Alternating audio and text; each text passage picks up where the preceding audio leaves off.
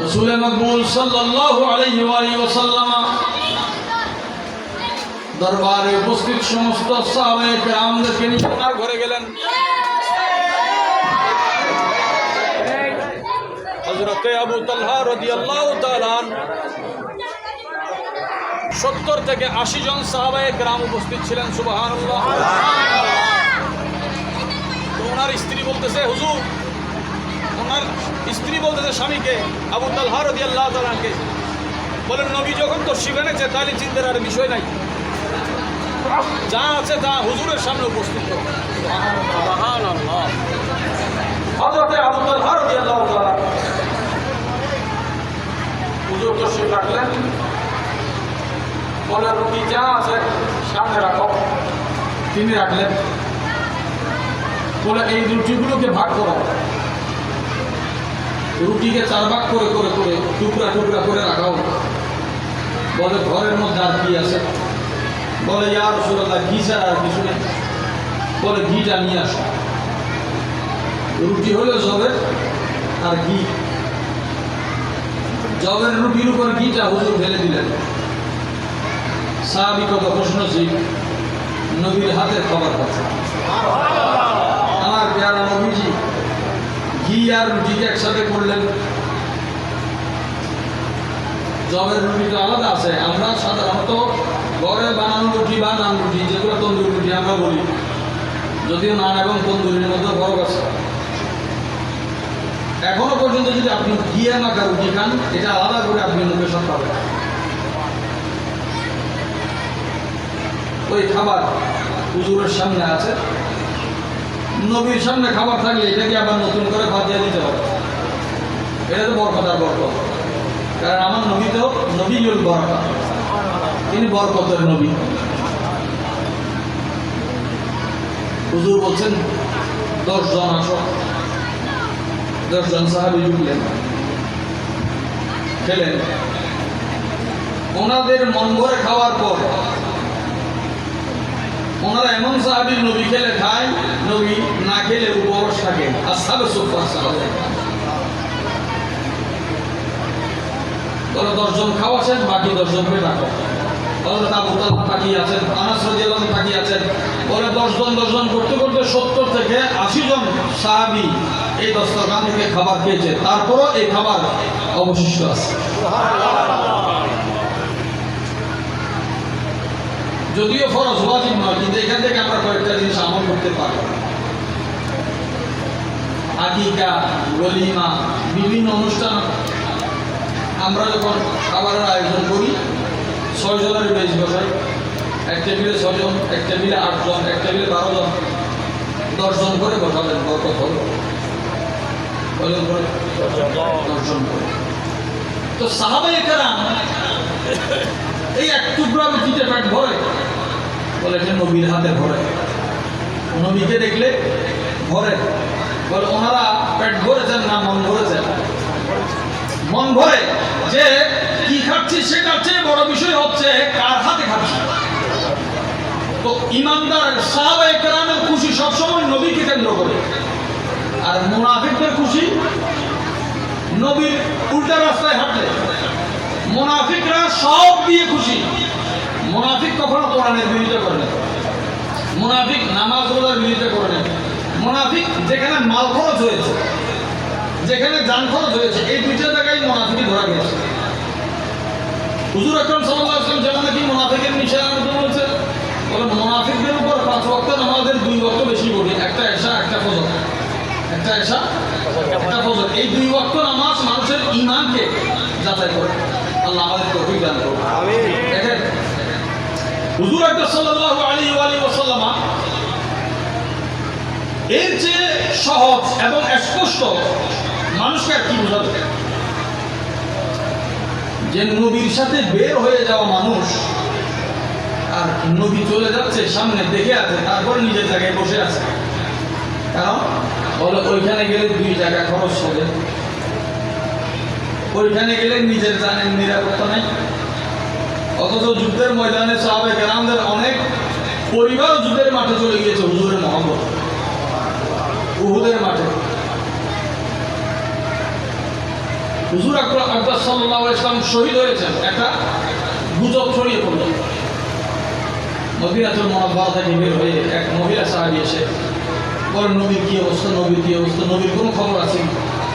আমার প্যারা নবীজি আব্দুল্লাহ বিন কিমিয়ার পাথর নিক্ষেপ করেছে, হুজুরের দন্দন মোবারক শহীদ হয়েছে, রক্ত মোবারক ঝরেছে। ওই রক্ত মোবারক পান করেছেন নবীজির সাহাবী মালিক বিন সিনান রাদিয়াল্লাহু তাআলা। হুজুর যার জন্য বলেছেন রক্ত খাওয়া তো হারাম, হারামকে হালাল মনে করা কুফর, কাফের, জাহান্নামী। কিন্তু হুজুর কি বললেন? বলে জান্নাতি দেখতে চাইলে তাকিয়ে দেখো। ওই রক্ত মোবারকের খুশবু ওনার শরীরে ছিল। হুজুর আকরাম সাল্লাল্লাহু আলাইহি ওয়াসাল্লাম যেই পাথরে উহুদের পাহাড় বিদীর্ণ হয়ে গেছে, হুজুরকে জায়গা দিয়েছেন। পাহাড় বলে, ইয়া রাসূলুল্লাহ, আপনি এখানে একটু আরাম করেন। ওই পাহাড়কে হুজুর বলেছেন, জাবালুল উহুদ ইউহিব্বুনা ওয়া নুহিব্বু। এই যে আমার একটা পাহাড়, এই উহুদকে আমরা ভালোবাসি, উহুদ আমাদেরকে ভালোবাসে। কেউ যদি বলে পাহাড় কিভাবে ভালোবাসে, মানুষ যার দিলের মধ্যে দয়া নাই, মহব্বত নাই, তাকে বলছে পাথর দিন। কি দিন? নবী না থাকলে দিল পাথর হয়ে যায়, আর নবী থাকলে পাথরেরও দিল চলে আসে, পাথরেরও দিল চলে আসে। হুজুর আকরাম সাল্লাল্লাহু আলাইহি ওয়াসাল্লাম হেলান দিলেন। এখন পাথরের মধ্যে আপনি হেলান দিয়ে কি শান্তি পাবেন? উহুদের পাহাড় কত আলো করে হুজুর যেখানে হেলান দিয়েছেন, পাথর নরম হয়ে গেছে। পোষণ কি নরম, শিমুল তুলা কি নরম। বলো হুজুর যেভাবে আরাম করলে, হেলান দিলে হুজুরের আরাম লাগে, যতটুকু হুজুর ভার দিয়েছেন ততটুকু পাহাড় নরম হয়ে এখনো সেই নিশানা বহন করছে, এখনো সেই জায়গা থেকে খুশবু বের হয়। আমাদের দেশে সব জিয়ারত যারা হারাম বলে, তারাও এখন লাইক ভিউ কমেন্ট পাওয়ার জন্য ওখানে ভিডিও করে আপনারা দেখবেন। দেশে বলে জিয়ারা হারাম, আর বিদেশে তারা এই সফরে উমরা, হজ এগুলো প্যাকেজ করে জিয়ারা দিয়ে পয়সা কামায়। কি দিয়া? এখানে মাজার জিয়ারত হারাম, ওইখানে মাজার ছাড়াও সব মাজার বলতে এটা জিয়ারা আছে, উহুদ জিয়ারা আছে, বদর জিয়ারা আছে, হুনাইন জিয়ারা আছে, খাইবার জিয়ারা আছে, জিয়ারা আর জিয়ারা। তো জিয়ারা যদি হারাম হয়, জিয়ারার পয়সা হারাম না? রাসূল আকরাম সাল্লাল্লাহু আলাইহি ওয়াসাল্লাম শহীদ হয়েছেন, গুজব ছড়িয়ে পড়ল। ওই মহিলা সাহাবী কাঁদতে কাঁদতে বের হলেন, বলেন নবীর কোন সংবাদ আছে কি, আমাকে একটু জানান। একজন বলতেছে, বলতে আপনার ছেলে শহীদ হয়েছে। আচ্ছা, একজন মায়ের জন্য এই গতকালকে না পরশু একটা আইফোনের জন্য যে মারা গেল ইন্ডিয়াতে, কিস্তিতে আইফোন নিছে, বাবা বলতেছে কিস্তি দিতে পারবে না। এই বাপ ছেলের তর্কে জিন্দেগির দাম আইফোনের চেয়ে কম হয়ে গেছে, মা বাবার দাম আইফোনের চেয়ে কম হয়ে গেছে। এই সমাজের উপর কিছু আশা করা দরকার। সমাজ নষ্ট হয়ে গেছে, সমাজকে শুধু নামাজ দিয়ে ঠিক করতে পারবেন না, সমাজকে ভিতর থেকে ঠিক করতে হবে। আত্মহত্যা করবে ঘোষণা দিয়ে পাহাড়ের উপর উঠছে, মা তার আহাজারি আর্তনাদ দেখলে আল্লাহ সে দাঁড়িয়ে আছে, আত্মহত্যা করবে।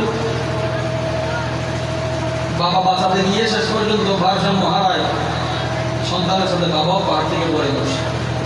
এটা দেখার পরে মাও আর থাকতে পারে নাই, সন্তানের মহব্বতে দিছে। যখন মোবাইল একটা জান গেছে, আইফোনের দাম 3টা জান। সন্তানের জন্য মায়ের দিলটা কত বড়। ওনাকে বলতেছে আপনার সন্তান শহীদ হয়ে গেছে। বলে সেটা বুঝলাম, আমার নবীর খবর কি সেটা বলো। আবার ওনাকে জবাব দিতে বলে যে আপনার স্বামী শহীদ হয়ে গেছে, যুদ্ধ একটা, একই পরিবার, মূলধন সন্তান শহীদ।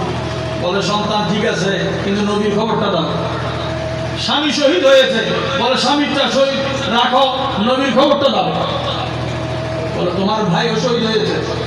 বলে সেটা বুঝলাম, আমার নবীর খবরটা আমাকে দাও। বলে তোমার বাবাও শহীদ হয়েছে। বলে সেটাও বুঝলাম, আমার নবীর খবরটা আগে আমাকে দাও।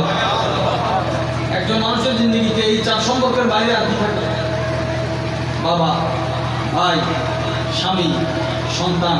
তাহলে এই 4 সাহারা না থাকলে ওই মহিলার কিছু নেই। কিন্তু তিনি প্রমাণ করে দিলেন, নিজের ভাইয়ের চেয়ে বেশি নবীকে ভালোবাসো। নিজের স্বামীর চেয়ে বেশি নবীকে ভালোবাসো, নিজের বাবার চেয়ে বেশি নবীকে ভালোবাসো, নিজের সন্তানের চেয়ে নবীকে ভালোবাসো, এমনকি নিজের জানের চেয়েও বেশি হুজুরকে ভালোবাসো। কাগজে কলমে হাতে হাতে সাহাবায়ে কেরাম এগুলো দেখিয়েছেন। আজকে যদি আপনি বলেন সাহাবা এগুলো করেছেন, আরে সাহাবারা যেগুলো করেছেন এগুলো তো আমরা জিন্দেগিতে করতে পারবো না। এইভাবে কোরবানি করা যায় যে নিজের আরামকে শেষ করে বলে হুজুর যখন রোদে আছে আমি ছায়ায় থাকাটা আমার জন্য ইনসাফ নয়। আহলে সুন্নাত ওয়াল জামাত, আল্লাহ আমাদের বুঝার তৌফিক দান করুন, আমিন। আল্লাহ পাক রব্বুল আলামিন এই এদের জবাব দিতে দিতে আর এখন জবাব দেওয়ার সময় নাই, সুযোগ নাই। আল্লাহ দেখাবেন একদিন, কারণ এই মুনাফিকরা দেখবেন ঈদে মিলাদে পাকের সহজ একটা ফয়সালা যে নবীর আগমনে আপনি খুশি না নারাজ, এতটুকু আপনি বলে দেন, বাকি ফতোয়া আপনাকে দিতে হবে না। এই আপনার জবাবের উপর বাকি ফতোয়া অটোমেটিক চলে আসবে। মাহফিল করাটা ফরজ নয়, কিন্তু খুশি হওয়াটা ফরজ। খুশি হওয়াটা ফরজ। বাকি ওই খুশির ধরনটা কিভাবে আপনি প্রকাশ করবেন, আজকে আমি একটা প্রস্তাব দেখেছি, গত বছর সরকার বদলানোর পর মিলাদুন নবীর মাহফিল নিরসরাতে দখল হয়েছে। বাংলাদেশ জামাত ইসলামের বিভিন্ন স্কলাররা করেছে, যাক অন্তত এটা জায়েজ মনে করে যে ওনারা করেছে। ব্যানার মিলাদুন নবী, হুজুর আকরাম সাল্লাল্লাহু আলাইহি ওয়া সাল্লাম কায়নাতের জন্য রহমত, তো ওই রহমত পাওয়ার জন্য মানুষকে কতটুকু প্রতিযোগিতা করতে পারে সেই প্রতিযোগিতায় নামবে।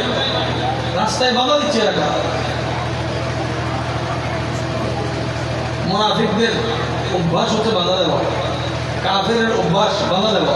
এখানে একটা বিষয়, মুনাফিকরা কেন বাধা দেয়? বলে দিন বিক্রি করে, তাহলে দিনটা কিনে দেয়। কোন একটা মহল যেখানে টাকা ইনভেস্ট করে ওই টাকা এরা নেয়, তারপর তারা মাঠে আসে, তারা কোরআনের পক্ষে কথা বলতে পারে, নামাজের পক্ষে কথা বলতে পারে, টুপিদারি জুব্বা আবা কুবা এগুলোর পক্ষে কথা বলতে পারে। এগুলো সব দিন, নবী দিন না? বলে নবী তো দিন নয়, তিনি তো দিনের আসল। দিনের কি? দিনের মূল নবী মুহাম্মদ সাল্লাল্লাহু আলাইহি ওয়া সাল্লাম। দেখেন কোরআনুল কারীমে আল্লাহ পাক রব্বুল আলামিন একটা সূরা দিয়েছেন, ওই সূরাটাও সম্পূর্ণ সূরাটা এর নামকরণই করা হচ্ছে মুনাফিকুন। সূরা কি? 63 নম্বর সূরা। এই জালিমরা, আমি এখন যারা জালিমদের কথা বলতেছি না, আমি ওদের আব্বাদের কথা বলছি, আবার কেউ মাইন্ড করেন। 28 পারা 63 নম্বর সূরা 7 নম্বর আয়াত আল্লাহ পাক রব্বুল আলামিন ইরশাদ করছেন, হুমুল্লাযীনা ইয়াকুলুনা লা তুনফিকু আলা মান ইনদা রাসূলিল্লাহ। নবীজির দরবারে, নবীজির দফতরে, নবীজির সোহবতে যারা থাকে, নবীর আশিকদের জন্য টাকা খরচ করিও না। কোরআনে আছে বক্তব্য কার? মুনাফিকের। এইগুলো যখন আপনি করবেন, কোন তাফসীরের কোরআনে এগুলোর আলোচনা আপনারা শুনবেন না। মুনাফিক বলেন নবীর জন্য খরচ করা যাবে না, নবীর দরবারে যারা থাকে তাদের জন্য খরচ করা। তাদের এত ধরনের ওয়াসওয়াসা আছে, আল্লাযী ইউওয়াসবিসু ফি সুদুরিন নাস মিনাল। সিদ্দিক আকবর রাদিয়াল্লাহু তাআলার মধ্যে আছে, বলে তিনি দিনে 10,000 নবীকে দিয়েছেন, রাতে 10,000 নবীকে দিয়েছেন, গোপনে 10,000 দিয়েছেন, আবার প্রকাশ্যে 10,000 দিয়েছেন। যে মুহূর্তে সাইয়েদনা সিদ্দিক আকবর রাদিয়াল্লাহু তাআলা 40,000 দিরহাম হুজুরের খেদমতে পেশ করেছেন, ওনার বোতামটাও নামি নামি বোতাম নয়, আলিশান বোতাম নয়, বোতামের জায়গায় তিনি বাবুল গাছের কাঁটা ব্যবহার করেছেন। 40,000 দিরহাম বা দিনার ওই জমানায় যিনি সদকা খায়রাত বা মুহাব্বত বা হাদিয়া পেশ করতে পারেন, ওই জমানায় কি একটা দামি কাপড় উনি পরতে পারেন না? বলে ওনার কাপড়টা এমন ছিল যে কাপড়ের মধ্যে যে কাঁটা, বোতামের জায়গায় কি আছে? কাঁটা আছে। আল্লাহ তাআলা এত পছন্দ করেছেন এই খেদমত। একদিকে নবীর জন্য যে খরচ করে সে কথা বলে না, আর যারা খরচ করে না এদের কথা বেশি। মনে করেন বাবা শাহজালাল রহমতুল্লাহ মাজার নিয়ে কথা কারা বলেছে? যারা মাজারে 1 টাকা জড়ো হন না, যারা মাজারে জিন্দগিতে 1 টাকা, এই লাইট সব যায় এগুলো নিয়ে কারা কথা বলবে? যারা জিন্দগিতে একটা লাইট জ্বালাই। ভাই তুমি তো এটা কখনো এখানে 1 টাকাও দাও নাই, যে টাকাটা তোমার নাই এই টাকা বন্টনের দায়িত্ব তোমাকে কে দিয়েছে? তোমরা যাদেরকে মাজার পূজারি বলো, তাহলে এই দান বাক্সের টাকাগুলো তো তোমাদের কথাই, পূজারীদের টাকা। পূজারির টাকা আবার দিয়ে, পূজারির টাকা দিয়ে আবার এটা মসজিদ মাদ্রাসা এগুলো হালাল কি বলো? হাদিসে পাকে তো 4 শ্রেণীর কথা আছে, যে ইনকামের ব্যাপারে 4 শ্রেণী, 4 প্রকারের মধ্যে 3 প্রকারই জাহান্নামী। হারামে ইনকাম, হারামে আয়, হারামে ব্যয়, এই মানুষ জাহান্নামী। হারাম থেকে ইনকাম, হালালে খরচ, সুদের টাকা দিয়ে মসজিদ, ঘুষের টাকা দিয়ে মসজিদ, জায়েজ।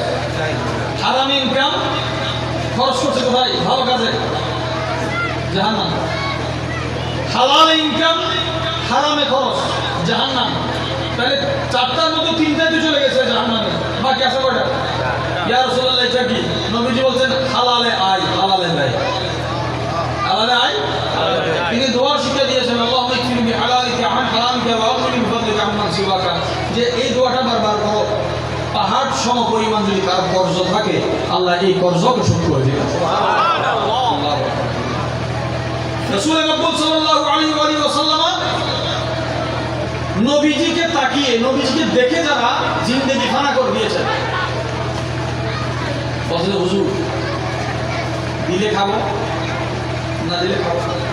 সেদিন আবু হুরায়রা রাদিয়াল্লাহু তাআলা পেটে এমন ক্ষুধা লাগছে ওনার, তিনি রাস্তায় দাঁড়িয়ে আছেন, কাউকে দেখলে একটু সালাম দিবেন। সালামের উদ্দেশ্য কি? খাবারের, আপনি খাবার খেতে বসছেন, আমাদের সমাজে এখনো এটা রেওয়াজ আছে, খেতে বসলে কি দেন? সালাম। হযরতে ফকিহুল উম্মাহ সুলতানুল মাশায়েখ নিজামউদ্দিন মাহবুবুল্লাহ রাহমাতুল্লাহ আলাইহি এর চমৎকার একটা সমাধান এবং মাসালা দিয়েছেন। তিনি বলে, খাবার অবস্থায় যদি কেউ সালাম দেয় জবাব কি হবে? বলে, সব সালামের জবাব ওয়ালাইকুম আসসালাম। আপনার খাবারের অবস্থায় যদি কেউ সালাম দেয় তার জবাব হচ্ছে আপনিও খেতে আসেন। আপনিও। আবু হুরায়রা রাদিয়াল্লাহু তাআলা সালাম দিচ্ছেন, দেখে যে রাস্তায় কে আসে একটু দেখি। সালাম দেওয়ার উদ্দেশ্য কি? অন্তত পক্ষে চেহারা দেখে বলবে। মনে করেন দুপুরে দেখা বলে যে আপনি দুপুরে খাইছেন, রাতে দেখা হলে রাতে খাইছেন, খেয়েছেন কিনা এটা তো জিজ্ঞাসা করবে। তিনি সিদ্দিক আকবরকে দেখলেন, সালাম দিলেন।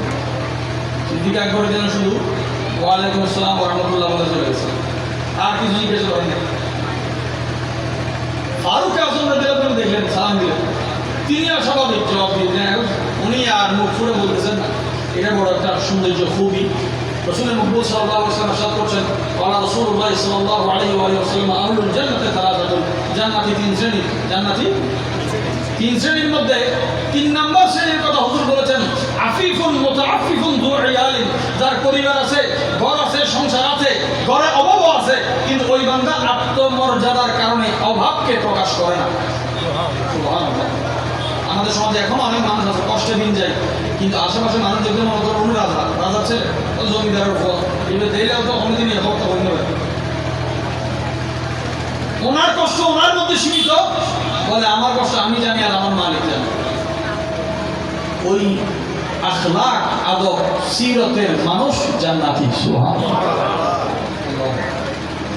সেজন্য আবু হুরায়রা রাদিয়াল্লাহু তাআলা চিন্তা করলেন, কি ব্যাপার? ওনারা দেখলে তো প্রতিদিন জিজ্ঞাসা করে, আজকে জিজ্ঞাসা করতেছেন করে। তিনি হুজুর পাককে দেখে আর থাকতে পারেন না, হুজুরকে বলছেন, হুজুর বলতে আসো। বলে, আমিও খাই 2 দিন ধরে, আমিও খাই 3 দিন ধরে। এটা অহরহ হয়েছে। হুজুর আকরাম সাল্লাল্লাহু আলাইহি ওয়া সাল্লাম ঈমানের সাথে, ক্ষুধার সাথে একটা সম্পৃক্ততা দিয়েছেন, আর মুনাফিকের সাথে পেট ভরে খাওয়ার একটা সম্পর্ক দিয়েছেন। এই লাইনটা মনে রাখবেন, যেখানে যেখানে দরকার ওখানে আপনারা বলবেন। রাসূল করিম সাল্লাল্লাহু আলাইহি ওয়া সাল্লামের ইন্তেকালের পর সর্বপ্রথম বেদাত কি? এই যে বেদাত বেদাত বেদাত বেদাত সবাই বলে, নবীজির ইন্তেকালের পরে, রাসূল মকবুল সাল্লাল্লাহু আলাইহি ওয়াসাল্লামের ইন্তেকালের পরে সর্বপ্রথম বেদাত হচ্ছে পেট ভরে খাওয়া। কি পেট ভরে? কিন্তু এই ওয়াজ যদি কেউ করে তাহলে কি শেষ? 7 বেলা খায় যে মানুষ আছে, বলে ইমানদার 1 পেটে খায়, কাফের 7 পেটে খায়। পেটের চেয়ে পেট আছে আতি, এর 7 পেট ভরা পেট। এটা যে বেদাত, এটা কেউ বলবে না। এটা বলতেছেন কে? আম্মা জান আয়েশা সিদ্দিকা রাদিয়াল্লাহু তাআলা। ইসলামের জ্ঞান, বিজ্ঞান, মাসলা মাসাইল, সমাধান, এগুলো 3 ভাগের 1 ভাগ আম্মা জান থেকে এসেছে। সুবহানাল্লাহ। উনি এই কথাটা কেন বললেন? বলে দেখা যাবে সময়ে এমন দিন আসবে, মানুষ 1 প্লেট ভাতের জন্য 2টা রুটির জন্য ঈমান বিক্রি করে দেবে। আল্লাহ দিন থেকে আমাদেরকে হেফাজত করুন। আমিন। আল্লাহ পাক রব্বুল আলামিন কাফেররা, মুনাফিকরা যখন একটা ষড়যন্ত্র করলো যে নবীর দরবারে যারা আছে, নবীর আশিকের জন্য খরচ করিও না, নবীর জন্য খরচ করিও না, আল্লাহ তাআলা বলেন তোমাদের ধন সম্পদের মুখতাজ তো নবী নন, বরং ওয়ালিল্লাহি খাজাইনুস সামাওয়াতি ওয়াল আরদ, আসমান এবং জমিনের যত খাজানা আছে এই সব খাজানা আল্লাহ। সব খাজানা ওয়ালাকিন্নাল মুনাফিকিনা লা ইয়াফকাহুন। কিন্তু মুনাফিকরা কখনো এটা বুঝবে না। মুনাফিকরা কখনো বুঝবে না। হুজুর আকরাম সাল্লাল্লাহু আলাইহি ওয়াসাল্লাম খাজানাটা কোথায়? মা আমিনা রাদিয়াল্লাহু তাআলা আনহা সালামুল্লাহি আলাইহা, আমাদের বদনসিবি কোথায় গিয়ে দাঁড়িয়েছে? যেই মা আমিনার পেট মুবারক থেকে কায়নাত স্বাধীন হয়েছে, আলোকিত হয়েছে, আমরা ওনার ঈমান নিয়ে সন্দেহ করি না। আমরা ওনার নিয়ে ঈমান নিয়ে বর্তমান সৌদি এই সরকার এসেছে এই 100 বছরের কাছাকাছি, তারা এসে অরাজকতা করলো, হারামাইন শরীফে হামলা করলো, তারপরে তারা খাদেমুল হারামাইন হয়ে গেল। মক্কা শরীফের ইমাম সাহেব শেখ আব্দুর রহমান আসুল্লাহ সাহেব এই বছর ফতোয়া দিলেন বেদাত মিলাদে পাক। গত 2 বছর আগে আমার ওনার ফতোয়া একটা আছে, মৌলভী নবী মকরু, একই মিম্বর একই ব্যক্তি, কিন্তু ফতোয়া কয় ধরনের? 2 ধরনের। এই যাদের ফতোয়া সকাল বিকাল পরিবর্তন হয়, এদের পিছনে একটা করলে মানুষ তো আর শান্তিতে থাকবে না। একটা রাস্তায় আপনি যাচ্ছেন, একবার বলতে ডানে যান, ডানে 10 মাইল যাওয়ার পরে বলতেছে না রাস্তা ভুলেছে, বামে 10 মাইল ছিল, পরে বামে 10 মাইল আসার পরে বলতেছে এটাও ভুল। তো এই ডিরেকশন যাদের সহি নাই, কেবলা যাদের ঠিক নাই, এদের ফতোয়াই কেউ অনুসারী থাকলে মাথা পতি থাকবে না। মক্কাতুল মুকাররমা, মদিনাতুল মুনাওয়ারায় বর্ণাঢ্য সাজে পালিত হতো মৌলুদ নবী সাল্লাল্লাহু আলাইহি ওয়াসাল্লাম। যে মজলিসে ফেরেশতা নাজিল হতে মানুষ দেখেছে, এবং এমন মানুষ দেখেছে যে মানুষকে দেওবন্দের অনুসারীরাও মানে। হযরত আব্দুর রহিম মুহাদ্দিস দেলভী, শাহ ওলিউল্লাহ মুহাদ্দিস দেলভী রহমাতুল্লাহ আলাইহি, তিনি বলতেছে আমি দেখতেছি ফেরেশতা যে কত সুন্দর সুন্দর মানুষ উপর থেকে আসতেছে, আবার উপরের দিকে যাচ্ছে। আমি কাছে গিয়ে দেখি, কাছে গিয়েও নাই, বুঝলাম এরা আল্লাহর মনোনীত ফেরেশতা। কখন? রবিউল আউয়াল শরীফের 12 তারিখ মা আমিনা রাদিয়াল্লাহু তাআলার হুজরা শরীফে। সুবহানাল্লাহ। মক্কাতুল মুকাররমা, মদিনাতুল মুনাওয়ারা, আল্লাহ তাআলা কি সুন্দর করে সাজিয়েছেন দেখেন। ব্যবসায়িক কাজে গিয়েছেন হযরত আব্দুল্লাহ রাদিয়াল্লাহু তাআলা মদিনা শরীফ, অথবা সিরিয়া গিয়েছেন, আসার সময় মদিনাতুল মুনাওয়ারা ইন্তেকাল করেছেন। এত জায়গা থাকতে আমার নবীজির আব্বাজান মদিনা শরীফ কেন ইন্তেকাল করলেন? এর অনেক লম্বা লম্বা কথা বলবো দেখবেন। আর আমাদের কওমি অনেক আলেম ওলামারা, আলেমরা না জেনে অনেক জায়গায় এখানে ভুল করে থাকে। দেওবন্দের প্রখ্যাত একজন মুহাদ্দিস তখন মদিনাতুল মুনাওয়ারায় মসজিদে নববী শরীফে মসজিদে নববী শরীফের মসজিদ সম্প্রসারণের কাজ, দিন দিন মানুষ বাড়তেছে, মসজিদ বড় করবে, এই এরিয়াগুলো আশেপাশ থেকে জায়গা ক্লিয়ার করে এখান থেকে ওনারা জায়গা বাড়াবেন। হঠাৎ করে মাটি খুঁড়তে গিয়ে দেখতে পেলেন ওখানে একটা কবর, কবরের দেওয়াল ভাঙার সাথে সাথে এক আজীব খুশবু বের হয়েছে। এই সুগন্ধিতে মানুষকে দাওয়াত দিতে হয় নাই, খুশবু তালাশ করতে করতে মানুষ এখানে জমায়েত হয়ে গেছে। এখন বলতেছে তো খুশবু উনি কে? তারা ইতিহাস ঐতিহ্যের জন্য আরব, অরিজিনাল যারা আরব আছে এরা কিন্তু খুব মাস্টার, বংশের জ্ঞান, আনসাবের জ্ঞান ওনাদের ভালো আছে। ওরা তালাশ করে ওই মাজার শরীফটা পেলেন, বলে ইনি নবীজির আব্বা খাজা আব্দুল্লাহ। সৌদি দখল করার পরে বলতেছে এই 100 থেকে আপনি 110-120 বছরের মধ্যে ধরেন, ওনাকে মাজার শরীফ থেকে উঠিয়ে জান্নাতুল বকি শরীফে দাফন করা হয়েছে। তো দেওবন্দের ওই মুহাদ্দিস সাহেব বলে এই সুযোগে আমারও সুযোগ হয়েছে ওনাকে কাঁধে নেওয়ার বা দেখার। হুজুর করিম সাল্লাল্লাহু আলাইহি ওয়াসাল্লাম 570 খ্রিস্টাব্দে এসেছেন। 570-এ হযরত আব্দুল্লাহ রাদিয়াল্লাহু আনহু ইন্তেকাল করেছেন। এটা 2000 কত? আপনি এখান থেকে 400 বছর যোগ করেন, কত হাজার বছর আগে, আপনি কত হাজার বছর আগে, 1000 বছর আগে হুজুর আকরাম সাল্লাল্লাহু আলাইহি ওয়াসাল্লামের আব্বাজানকে দাফন করা হয়েছে। ওনাকে দাফন করার পর এত বছরের মধ্যে ওনার মাজার উনি সালামত আছে। ওনাকে যার কবর খোলার পরে মদিনা খুশবুদার হয়ে যায়, আপনারা ওনাকে ইমানদার বলতে আপনাদের ভয় লাগে? আপনারা কাফের বলতে পারেন? দেওবন্দের খারেজি আমাদের দেশের খারেজির ফরক আছে, এবং এইবার যা দেখলাম আমার মনে হচ্ছে আমাদের চট্টগ্রামের খারেজি আর ব্রাহ্মণবাড়িয়ার খারেজি ফরক আছে। আপনার সাথে যত আনন্দ, যত মহাব্বতের সম্পর্ক থাকুক, আপনি মসজিদের মিম্বরে যেখানে খুতবা দেওয়া হয়, যেখানে আল্লাহ এবং রসুলের প্রশংসা করা হয়, কোনো বিতর্কিত বসে যাবে। কিন্তু যারা তৌহিদি জনতা বলে নিজেদেরকে দাবি করতেছে, ওদের শতবর্ষিকীতে ইন্দিরা গান্ধী তাদের মিম্বরে উঠেছে, রেকর্ড আছে। রসুল মকবুল সাল্লাল্লাহু আলাইহি ওয়াসাল্লাম মহাব্বতে আপনারা না করেন, দরকার নাই, কিন্তু চুপ থাকেন। আপনাদেরকে জোর করে আজ পর্যন্ত আমরা বলি না যে আপনারা করেন না কেন, আপনারা আমাদের সাথে আসেন, দরকার নাই। আমরা জানি আপনারা মুখ বন্ধ করে করে যখন তাবারুক দেয় তখন মুখ বন্ধ করে আসেন আপনারা, আমরা দেখেছি। তা আপনারা খান, সমস্যা নাই, তবে বেশি নাড়াচাড়া করা দরকার নেই। ক্ষমতা মানুষের চিরদিনের না। আমাদের ইজ্জত, আমাদের হরমত, আমাদের সম্মান সব মদিনাওয়ালার নিজ।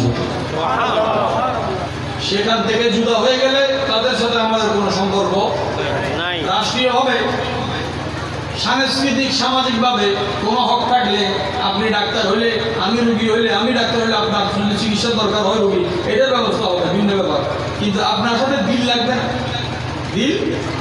কারণ ইমানদারের দিল তাদের আশ্রয়ে থাকে যাদের দিল হুজুরের মহব্বতের ছায়া থাকে। আল্লাহ যেন আমাদেরকে সেভাবে চলার তৌফিক দান করে। দেখেন, ইমানদারের ইজ্জতকে আল্লাহ বুলন্দ করেছেন। এখন ইমানদার যদি মনে করে আমার ইজ্জত আমার, এখানে নবীর অবদান কি? এটা হুবহু কারণের কথা যে সম্পদ আমার, তোমার আল্লাহ করতে দিয়েছে। যখন আপনার ইজ্জত নিয়ে নিবে, আপনার ক্ষমতা নিয়ে নিবে, আপনার চেয়ার নিয়ে নিবে, আমার আফসোস হয় চেয়ারের মালিকদের প্রতি। তারা যদি জানতো এই চেয়ারের জবাবদিহিতা কি, জিন্দগিতে বসতো না। জিন্দগিতে আল্লাহ আমাদের হেফাজত করুন, আমিন। যেখানে মানুষ নিজের জবাব দিতে মানুষ হাসরের মাঠে দাঁড়ানোর সাহস পাবে না, পরিবারের জবাব দিতে নিজে সাহস করবে না, এখানে এত এত মানুষের জবাব মানুষ কিভাবে দিবে? লম্বা দাঁড়িয়ে নাম ইমান নয়। ইমান এমন একটা দামি জিনিস, ইমানদারের দাড়িতে নূর থাকে। কি থাকে? যে বান্দার নিজের নূরের মঙ্কি, তার দাড়িতে আপনি নূর কোথেকে পাবেন?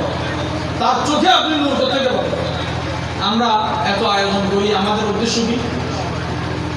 একজন মানুষ রাস্তা দিয়ে গেলে হোক হাজার গুণাগার, অন্তত তার এই সাজসজ্জা দেখে একটা শব্দ তার মুখে আসবে, মিলাদুন নবী। আচ্ছা, এই যে নবী শব্দ বলার পরে সে একবার দর্শন করবে না, এটা আমাদের লাভ। এটা আমাদের যে একটা শব্দ তার উচ্চারিত, তার মুখে উচ্চারিত হচ্ছে, ধ্বনিত হচ্ছে, অন্তত পক্ষে সে মানুক আর না মানুক, এই প্যান্ডেল দেখে তার যা কিছু মনে হোক, একবার রসুলের পাকের কথা ইয়াদ হোক, যেটা আগে গতকালকে এখানে হাঁটতে কেউ এই মাঠ দেখে খেয়াল করে নাই, কিন্তু আজকে হাঁটতে মানুষ খেয়াল করতেছে, একটা লাইট দেখতে খেয়াল করতেছে। উম্মত নবীর দিকে এক মুহূর্তে মুতাওয়াজ্জিহ হচ্ছে। সুবহানাল্লাহ। উম্মত যদি নবীর দিকে ধাবিত হয়, মুতাওয়াজ্জিহ হয়, মনোনিবেশ করে, ওই মুহূর্তে আপনি শতবার দেখতেছেন, নবী আপনাকে একবার দেখছে, এটা কাফি নয়। আর কথা শেষ। হুজুর আপনাকে কয়বার দেখছে? আমাদের সারা জিন্দেগির সামান কি? একবার যদি নবী পাক আমাদের দিকে তাকান, অর্থাৎ মোহাব্বতের নজর যদি একবার করি, এটা আমাদের আখিরাতের জন্য বড় সামান।